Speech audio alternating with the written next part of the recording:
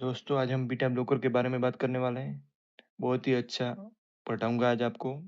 आपने कभी ऐसा पढ़ा नहीं होगा। तो दोस्तों, अब हम शुरुआत करते हैं। तो इसको बीटा ब्लॉकर क्यों बोलते हैं? कि ये बीटा 1 रिसेप्टर हमारे बॉडी में होते हैं, तो उसको ब्लॉक कर देता है। तो इसके लिए इसको बीटा ब्लॉकर मेडिसिन बोलते हैं।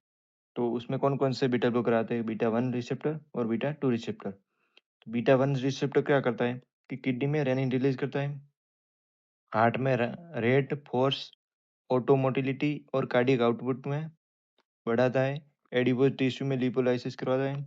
फिर बीटा 2 रिसेप्टर क्या करता है कि स्मूथ मसल होते हैं, उसका रिलैक्सेशन आई, ब्लैडर, यूटेरस और ब्रोंक्यूल्स का रिलैक्सेशन करता है। फिर ब्लड वेसल में क्या करता है? वासोडाइलेशन करता है, ब्लड वेसल सप्लाइंग करता है, लीवर, हार्ट और स्केलेटल मसल में ब्लड सप्लाई करता है। फिर लीवर में क्या करता है? ग्लाइकोजेनेसिस करता है। तो अब हम बीटा 1 और बीटा 2 रिसेप्टर तो ब्लॉक कर देंगे, बीटा ब्लॉकर टैबलेट देके, तो ये सारे फंक्शन बंद हो जाएँगे। तो अब देखेंगे बीटा ब्लॉकर में 2 टाइप के बीटा ब्लॉकर होते हैं, नॉन सिलेक्टिव और कार्डियो सिलेक्टिव। तो नॉन सिलेक्टिव में क्या आता है? प्रोपेनॉल आता है और कार्डियो सिलेक्टिव सेकंड जनरेशन होती है, तो उसमें क्या-क्या आता है? तो उसका एक फ़ॉर्मूला बीएमसी, तो बिसोप्रोलोल, एम से मेटोप्रोलोल, सी से कार्बिडिलोल और एक एटेनोलोल आता है, जो हम कोई भी ओल्डर पर्सन को एम्लोडिपिन के साथ एटेनोलोल दे देते हैं। और मेटोप्रोलोल के बारे में आप जानते होंगे। तो ये बीटा 1 और बीटा 2 दोनों को ब्लॉक करता है, बीटा नॉन सिलेक्टिव प्रोपेनॉल होता है वो। और कार्डियो सिलेक्टिव सेकंड जनरेशन क्या करती है कि बीटा 1 को ही ब्लॉक करते हैं। और उसके बाद फिर आता है थर्ड जनरेशन आता है। तो थर्ड जनरेशन में क्या होता है कि एडेड वासोडाइलेशन प्रॉपर्टी आ जाती है।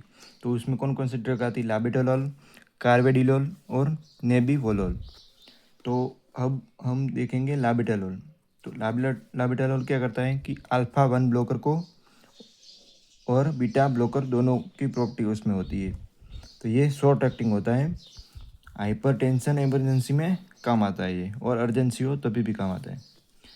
हार्ट रेट और बीपी को कम करता है। तो इसकी एक टैबलेट आती है 100 mg बीडी और टीडीएस इफ़ रिक्वायर्ड होती है तो टीडीएस भी दे सकते हैं। इसका एक इंजेक्शन भी आता है 40 mg का, वो लगा सकते हैं। फिर क्या देखेंगे हम? नेबिवोलोल देखेंगे। तो नेबिवोलोल क्या है कि कार्डियो सिलेक्टिव बीटा ब्लॉकर है और नाइट्रस ऑक्साइड रिलीज करता है।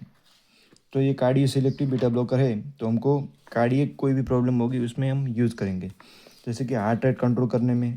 फिर नाइट्रेट और सॉर्बिट्रेट का एक्शन आता है, जो हम जिभ के नीचे गोली मुकते हैं सॉर्बिट्रेट, ऐसा ही एक्शन ये भी टेबलेट देती है।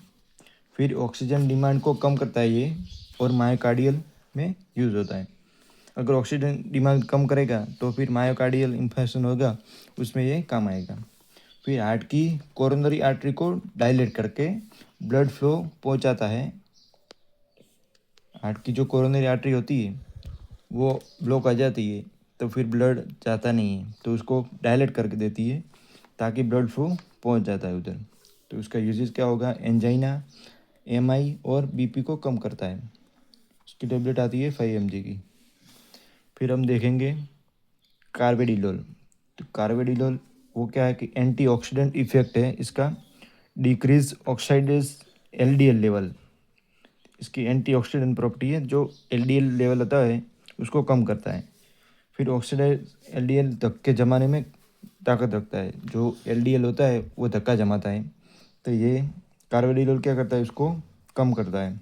तो उसका डोज क्या रहेगा कि 3.125 mg बीडी और 25 mg तक हम बीडी दे सकते हैं।